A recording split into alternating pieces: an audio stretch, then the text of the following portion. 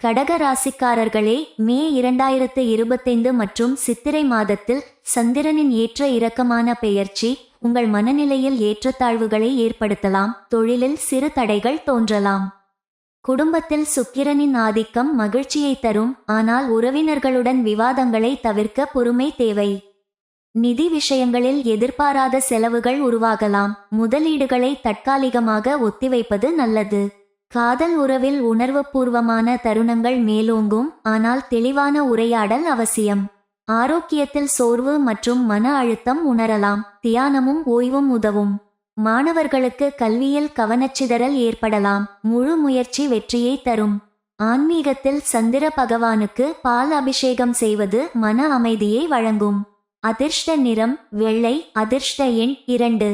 இந்த சவால்களை உங்கள் உணர்ச்சி நிலையும் பொறுமையும் எளிதாக கடக்க உதவும். உங்கள் இலக்குகளை நோக்கி உறுதியுடன் முன்னேறுங்கள். உங்கள் அன்பும் முயற்சியும் வெற்றியை உறுதி செய்யும்.